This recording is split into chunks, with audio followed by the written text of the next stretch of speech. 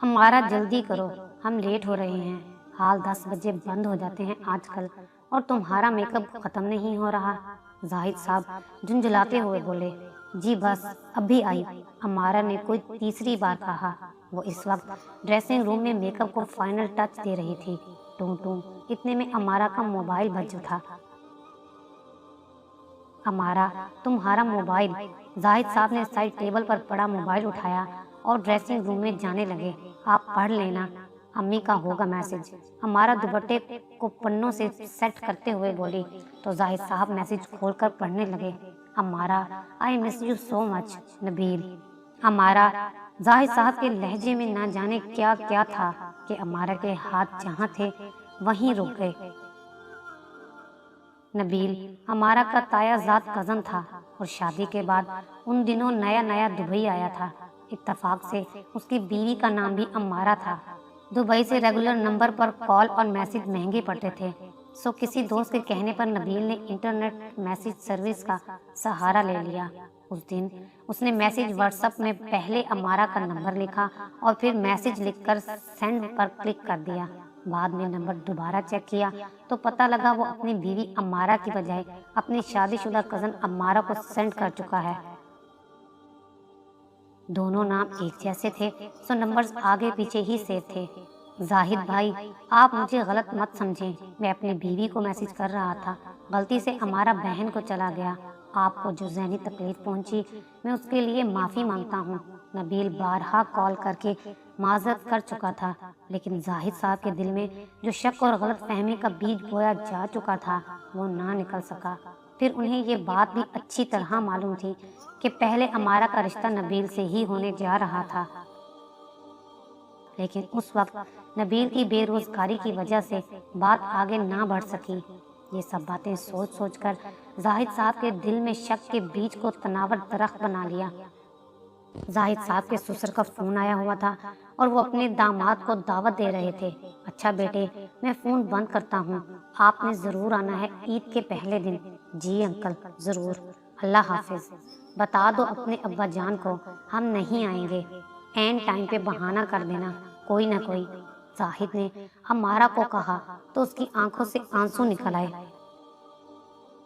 लेकिन क्यों, मेरे सब बहन भाई इकट्ठे होंगे, ईद का दिन होगा और आप ऐसी बातें कर रहे हैं। तो वो तुम्हारा कज़न भी नबील तो आया हुआ है, दुबई में रहता तो अच्छा था। नबील आजकल ईद की छुट्टियों में पाकिस्तान आया हुआ था। सो जाहिद साहब का गुस्सा और शक अरूज पर था। देखो भाई, मैंने कह दिया है हम नहीं जाएंगे, तुम जानो तुम्हारे अम्मा अब्बा जाने, मुझे सोने दो अब। जाहिद साहब ने हतमी लहजे में बात खत्म कर दी और करवट बदलकर लेट गए। अमारा ने अपने अब्बू के नंबर पर कॉल करके बताया कि वो किसी वजह से नहीं आएंगे। दिन गुजरते गए और फिर एक दिन जाहिद ने अमारा का मोबाइल चेक करते हुए पूछा, ये किसका नंबर है अमारा?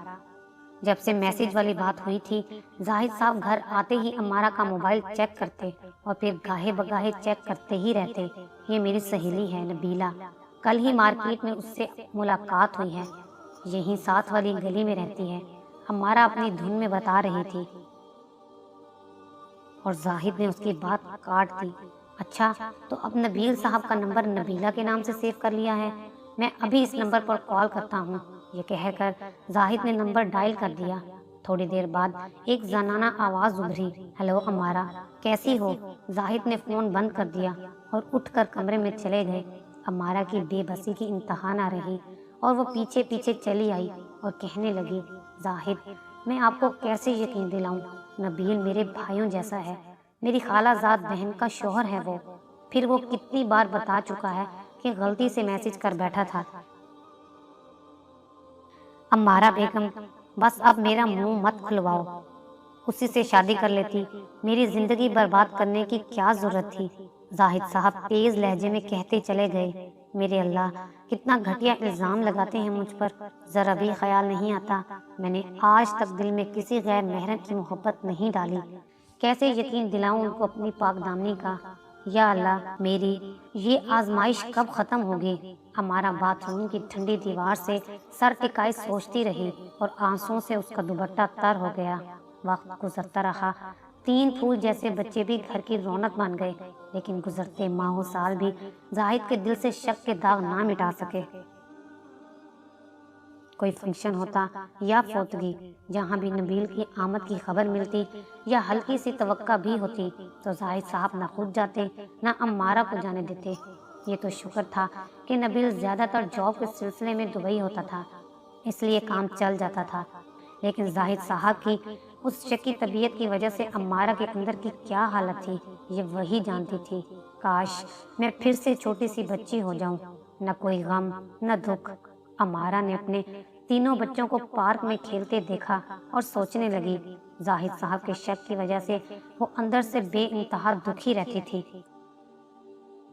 پتہ نہیں کب ان کا شک دور ہوگا۔ نبیل بھائی اتنی بار معذرت کر چکے ہیں، لیکن ان کا شک شک ہی رہے گا۔ کوئی یقین کر سکتا کہ 3 بچوں کی ماں امارہ پر اس کا شوہر شک کرتا ہے۔ کب یقین آئے گا زاہد کو میری پاک دامنی کا۔ شکر ہے امی ابو کو نہیں معلوم، ورنہ وہ جیتے جی مر جاتے، لیکن کیا میں زندہ ہوں؟ پتہ نہیں، اللہ ہی میرا ساتھی و نگہبان ہے۔ کچھ دنوں بعد سامنے والے گھر میں نئے کرایہ دار آئے تھے۔ آج وہی خاتون امارہ سے ملنے آئیں تو جاتے جاتے کہہ گئیں، میں ترجمے کے ساتھ قرآن اور تفسیر پڑھاتی ہوں، آپ بھی کسی دن ضرور آئیں۔ اے ایمان والو، صبر اور نماز سے مدد لو، بے شک اللہ صبر کرنے والوں کے ساتھ ہے۔ اس دن قرآن والی باجی سے ترجمہ پڑھتے پڑھتے جب یہ آیت میری نظر سے گزری تو امارہ ٹھٹک گئی۔ اسے لگا یہ اسی کو کہا گیا ہے۔ فرض نماز تو وہ پابندی سے پڑھتی تھی، لیکن اپنے دکھ اور غم کا علاج نماز میں اسے پہلی بار نظر آیا تھا۔ گھر آ کر امارہ نے سارے کاموں سے فارغ ہو کر جائے نماز بچھائی اور نیت باندھ لی۔ تب نہ جانے کتنے عرصے کی گھٹن آنسوؤں میں نکلنے لگی۔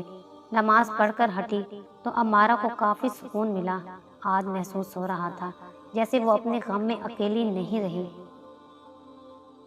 اللہ تعالیٰ نے اس کے سارے دکھ شیئر کر لیے تھے۔ وقت گزرتا رہا، امارہ اللہ تعالیٰ سے رو رو کر دعائیں کرتی رہی، اور ایک دن اس کی دعائیں رنگ لے آئیں۔ ایک دن زاہد صاحب گھر آئے۔ امارہ نماز پڑھ کر اللہ تعالیٰ سے رو رو کر دعا مانگ رہی تھی۔ زاہد امارہ کے پاس بیٹھ گئے اور اس سے معافی مانگنے لگے۔ وہ بس یہی کہہ رہے تھے، امارہ مجھے معاف کر دو، میں نے تم پر شک کیا، تم بے قصور تھی، میں وعدہ کرتا ہوں آج کے بعد تمہیں کوئی تکلیف نہیں دوں گا۔